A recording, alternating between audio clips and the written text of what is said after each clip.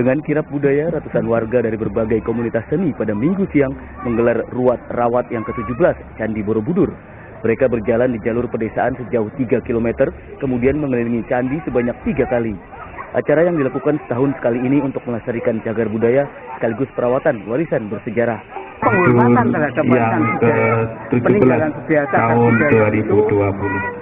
Dalam keadaan sehat walafiat yang harus dihormati, yang harus diagungkan, yang harus diluhurkan. Sepanjang kirap, semua komunitas seni membagikan 4 ton sayur dari para petani lereng Gunung Merbabu kepada masyarakat sekitar Borobudur sebagai wujud syukur kepada Tuhan. Saat akhir acara, sejumlah turis sempat menari tari Amarta untuk mengenang perjalanan Borobudur sejak ditemukan sekaligus mengenang almarhum Suprapto Suryo Darmo sebagai seniman cagar budaya. Wahyu Diono melaporkan dari Magelang. Ya, kita ke Semarang. Seorang juru parkir di kota Semarang harus berurusan dengan polisi karena mencuri motor di area parkir yang semestinya dijaga. Pelaku melakukan pencurian motor milik pengunjung yang tertinggal kunci kontak dengan dalih butuh uang untuk biaya sekolah anaknya. Dengan kawalan Ipung Krisna dibawa ke Polsek Banyumanik, kota Semarang. Juru parkir ini ditangkap karena mencuri motor pengunjung sebuah toko yang dijaganya. Pelaku melakukan pencurian saat kunci kontak tertinggal dengan dalih butuh uang untuk biaya sekolah anaknya. Aksi tersangka terekam kamera CCTV toko. Motor hasil curian berhasil dijual harga 2 juta rupiah. Ada dikembangkan ke pelakunya. Hasil kerja keras dari anggota kurang lebih dari 24 jam langsung bisa terungkap. Ancaman hukumannya untuk pelakunya kurang lebih 5 tahun, 362. Untuk penadanya 480 KUHP. Untuk modusnya memanfaatkan kelelahan korban. Untuk kunci kendaraan ada di kendaraannya, melihatkan situasi aman, langsung mengamankan kendaraan. Jadi kami himbau kepada masyarakat yang memiliki kendaraan, jangan sampai kunci tertinggal, lebih bagus lagi tambahkan kunci ganda. Pertama-tama kan langsung kali tinggi 2 atau 3. Tidak saya parkir. Parkir di pintu itu. Dia masuk parkir. Orangnya ketinggalan. Terus kamu sedang apa? Parkir. Parkir. Kamu cuma parkir. Iya. Memang daerah situ parkirnya. Itu parkirnya teman saya. Ini kan dia berangkat. Saya nggak tahu. Terus habis berarti nggak sampai terakhir parkirnya. Langsung begitu kamu dapat. Kamu kabur. Ya, ke informasi selanjutnya, penanganan banjir dan sampah menjadi pembahasan kunjungan kerja sejumlah anggota DPRD Jakarta di Kota Semarang. Pemerintah Kota Semarang memaparkan mekanisme menampung hujan maupun penggunaan 48 pompa saat banjir. Dalam kunjungan kerja di Kota Semarang, sejumlah anggota DPRD Jakarta menggali informasi seputar penanganan banjir dan pengolahan sampah. Pemerintah Kota Semarang memaparkan mekanisme menampung hujan maupun penggunaan 48 pompa saat banjir. Dari 41% wilayah di Kota Semarang yang terdampak banjir, hanya tersisa 13,7% yang masih perlu ditangani. Ya, kita beralih ke informasi lain. Perayaan Cap Gomeh di sejumlah wilayah di Jawa Tengah pada Minggu pagi berlangsung meriah. Di Kota Semarang misalnya, para warga Tionghoa menjalani pengobatan tradisional meliputi akupuntur dan pijat refleksi. Menandai perayaan Cap Gomeh di Kota Semarang pada Minggu pagi, perkumpulan Bun Hyang Tong atau Rasa Dharma menggelar pengobatan tradisional massal yang meliputi akupuntur dan pijat refleksi. Cap Gomeh dirayakan setiap 15 hari setelah Imlek. Selain itu, di tempat serupa juga dilakukan pengobatan medis secara gratis oleh dokter bagi para warga kurang mampu. Sementara di Salatiga pada waktu yang sama berlangsung perayaan Cap Gomeh dengan kirap ruat bumi serta tolak bala untuk keselamatan manusia. Para warga Tionghoa setempat semula berkumpul di kelenteng Hoktek Bio, kemudian berkeliling jalur protokol. Sebelum kirap, mereka berdoa agar negara aman dan damai terbebas dari segala bencana. Dalam kirap ini ada juga hiburan reok serta drum black dilengkapi simbol dewa dan ornamen bangsawan kaum Tionghoa. Bahkan tak ketinggalan satu gunungan besar berisi hasil pertanian ikut diarak. Yulianto dan Agus Hermanto melaporkan dari Salatiga dan Kota Semarang. Guru dan orang tua siswa sekolah dasar di Kendal resah dengan beredarnya bacaan bergambar atau komik yang dijual di lingkungan sekolah. Dalam komik terselip konten orang dewasa. Komik bermuatan konten dewasa pertama kali ditemukan di SD Negeri 1 Patukangan, Kendal. Salah satu guru menemukan komik milik murid yang dibuang ke tempat sampah karena ketakutan. Komik bersampul animasi itu berisi gambar tidak senonoh dan kata yang tidak pantas bagi murid sekolah dasar. Mengisi waktu luang antara orang tua bersama anak, salah satunya bisa dengan melakukan push bike. Olahraga ini menggunakan sepeda yang dirancang tanpa pedal dan juga rem tangan, sehingga memerlukan dorongan kaki anak-anak.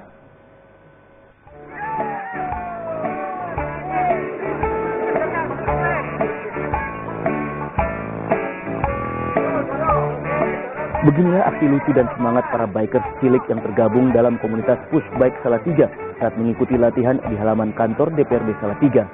Push Bike merupakan sepeda yang dirancang tanpa pedal dan rem tangan sehingga memerlukan dorongan kaki. Jika mengikuti lomba mulai dari start hingga finish, kaki menjadi kekuatan utama mendorong sepeda. Puluhan anggota komunitas yang berdiri sejak akhir 2018 ini rata-rata berusia 2 tahun hingga 5 tahun.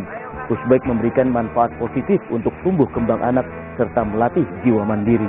Kalau push bike sendiri sebenarnya baru booming itu sekitar 2017 dan itu diperkenalkan dari Yogyakarta.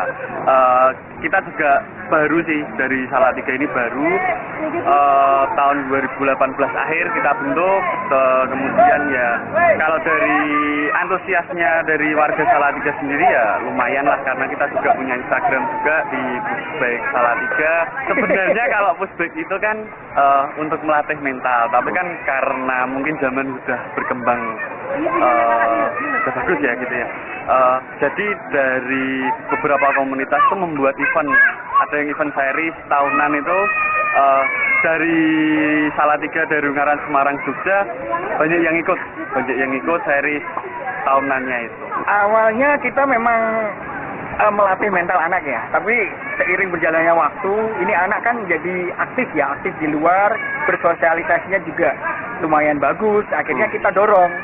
Dengan mendorong itu otomatis kan anak jadi terbebas dari gadget, terbebas dari tonton TV ya, yang itu yang mungkin akhir-akhir ini kita harus kurangi gitu. Terus beberapa waktu belakangan kita jadi lebih banyak teman baru, kita jadi bisa mengenal jadi satu sama lain, malah jadi keluarga. Jadi kita keterikatan itu ada. Dari pushbike ini kita menjadi saudara. Bermain push bike juga meningkatkan kebugaran tubuh anak dalam mengisi waktu luang.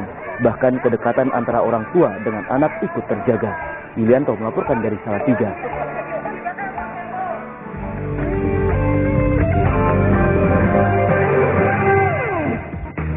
Ya, kembali kami sampaikan berita Semarang Utama hari ini untuk Anda. Ratusan warga dari berbagai komunitas seni di Magelang menggelar ruat rawat Candi Borobudur. Warga Tionghoa di kota Semarang mengikuti kemeriahan perayaan Cap Gomeh. Mengisi waktu luang antara orang tua bersama anak, salah satunya bisa dengan melakukan push bike atau olahraga sepeda tanpa pedal dan rem tangan.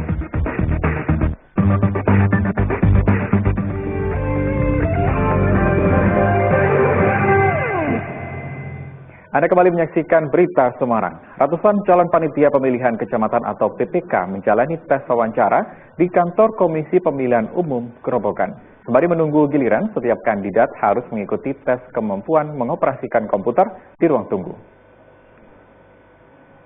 Setelah lolos seleksi tertulis, 190 calon panitia pemilihan kecamatan atau PPK menjalani tes wawancara di kantor Komisi Pemilihan Umum KPU Grobogan. Sembari menunggu giliran, setiap kandidat harus mengikuti tes kemampuan mengoperasikan komputer di ruang tunggu.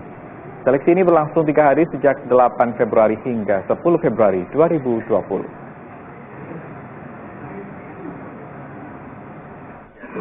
Tes wawancara, jadi ini ada proses tes komputer, kemampuan IT dan juga nanti integritas,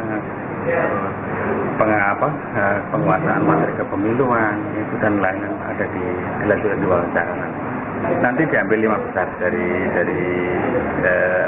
ranking 10 ini kita umumkan hasilnya yang 5 besar terus 5 besar terus urutan sampai ke 10 itu ya terus nanti menunggu kita menunggu tanggapan dan masukan dari masyarakat.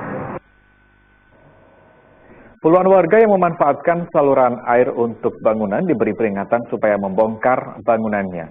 Jika tidak dibongkar swadaya pada April 2020, puluhan bangunan liar itu akan dieksekusi paksa. 99 warga yang mendirikan bangunan liar di sepanjang saluran air Sungai Buangan, Kecamatan Gubuk, Kabupaten Grobogan, mendapatkan peringatan dari Balai Besar Wilayah Sungai Pemali Juwana, Semarang, di Pendopo, Kecamatan Gubuk pada Minggu pagi. Mereka diperingatkan untuk membongkar bangunannya secara swadaya. Jika tidak dibongkar, pada April 2020 akan dieksekusi paksa. Kita ke informasi lain, dua Babin Kamtibmas Polsek Grobogan memanfaatkan hobi mengopi di kalangan masyarakat untuk pendekatan dialogis. Melalui patroli ke warung kopi, Aibda Suhanto dan Aibda Irianto menyampaikan pesan ketertiban dan keamanan warga. Aibda Suhanto bersama Aibda Irianto memilih pendekatan dialogis untuk menyampaikan pesan keamanan dan ketertiban masyarakat. Kedua Bayangkara Pembina Keamanan Ketertiban Masyarakat atau Babin Kamtibmas Polsek Grobogan ini mendatangi warung kopi yang kerap dikunjungi para warga setempat. Salah satunya warung kopi Mbah Dongkol, Rejosari. Selain informasi Kamtibmas, mereka bahkan memberikan informasi seputar penerimaan calon anggota Polri yang akan dibuka pada Maret 2020. Babin Kamtibmas Polsek Grobogan memiliki berbagai cara untuk merangkul masyarakat dengan melihat karakteristik wilayahnya sebagai bentuk kemitraan bersama masyarakat dengan melakukan pendekatan dan komunikasi melalui sebuah sarana. Salah satunya yang dilakukan oleh para babin yaitu dengan menyambangi warganya di warung kopi. Dengan ngopi bersama masyarakat dapat berdiskusi sekaligus sharing terkait dengan Kamtibmas, bangun silaturahmi kepada Polri dengan masyarakat. Hadirnya polisi di tengah para penikmat kopi juga memberikan rasa aman dan nyaman. Bahkan para penikmat kopi pun bisa memberikan kritik sekaligus saran terkait kinerja kepolisian agar lebih baik. Arif Nur melaporkan dari Grobogan. Seorang juru parkir di kota Semarang harus berurusan dengan polisi karena mencuri motor di area parkir yang semestinya dijaga. Pelaku melakukan pencurian motor milik pengunjung yang tertinggal kunci kontak dengan dalih butuh uang untuk biaya sekolah anaknya. Dengan kawalan, Ipung Krisna dibawa ke Polsek Banyumanik, Kota Semarang. Juru parkir ini ditangkap karena mencuri motor pengunjung sebuah toko yang dijaganya. Pelaku melakukan pencurian saat kunci kontak tertinggal dengan dalih butuh uang untuk biaya sekolah anaknya. Sedangkan aksi tersangka terekam kamera CCTV toko. Motor hasil curian berhasil dijual seharga Rp2 juta. Ada dikembangkan ke pelakunya. Hasil kerja keras dari anggota kurang lebih dari 24 jam langsung bisa terungkap. Ancaman hukumannya untuk pelakunya kurang lebih 5 tahun, 362. Untuk penadahnya 480 KUH. Untuk modusnya memanfaatkan kesenangan korban. Untuk kunci kendaraan ada di kendaraannya, melihatkan situasi aman, langsung mengamankan kendaraan. Jadi kami himbau kepada masyarakat yang memiliki kendaraan, jangan sampai kuncinya tertinggal, lebih bagus lagi tambahkan kunci ganda. Pertama-tama kan langsung kalau itu dulu atau Tidak saya parkir. Parkir di pinggir itu. Terus dia masuk parkir. Pulangnya ketinggalan. Terus kamu sekarang apa? Parkir. Parkir ini. Parkir ini. Oh, kamu tukang parkir. Iya. Oh itu. Memang daerah situ parkirnya. Itu parkiran teman saya. Dia kan tidak berangkat. Saya nggak tahu. Terus habis berarti nggak sampai terakhir parkirnya. Langsung begitu kamu dapat kamu kabur. Ya, Kirab Budaya dan Pentas Seni memeriahkan perayaan Hari Pers Nasional tahun 2020 di Kota Magelang. Selain wujud syukur kepada Tuhan, peringatan Hari Pers ini berlangsung secara swadaya oleh para warga setempat karena menyadari pentingnya kinerja insan pers.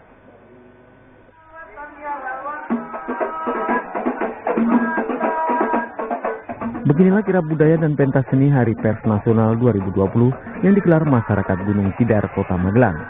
Peringatan Hari Pers ini berlangsung secara swadaya oleh para warga setempat pada Kamis siang karena menyadari pentingnya kinerja insan pers. Kinerja wartawan, pekerjaan wartawan selama ini, pekerjaan yang selalu berwawasan kebangsaan. Tiada lain itu. Jadi tidak mementingkan kepentingan pribadi, tidak mementingkan kelompok. Usai kirap keliling kampung sejauh 3 km, seluruh warga mengikuti wejangan atau nasihat kebajikan. Wahyu Diono melaporkan dari Kota Magelang. Ya, kita beralih ke Kabupaten Temanggung. Harga bawang putih impor dari Cina di Pasar Legi Parakan, Kabupaten Temanggung meningkat selama sepekan terakhir. Kenaikan yang dikeluhkan para pedagang tersebut dipicu berkurangnya pasokan. Salah satu lokasi penjualan bawang di Pasar Legi Parakan, Kabupaten Temanggung, pada Kamis siang tampak sepi pembeli. Dalam sepekan terakhir, harga bawang putih impor dari Cina meningkat dari Rp25.000 per kilogram menjadi Rp50.000 per kilogram. Para pedagang mengaku kenaikan ini dipicu kekurangan pasokan. Itu harganya naik 100 kali lipatnya, 2 kali lipatnya 100%. Dari harga 25 jadi 50.000 itu ya bawang kacang. Per 1 minggu ini aja masih mau naik lagi. Itu kan kendalanya karena impor belum masuk itu.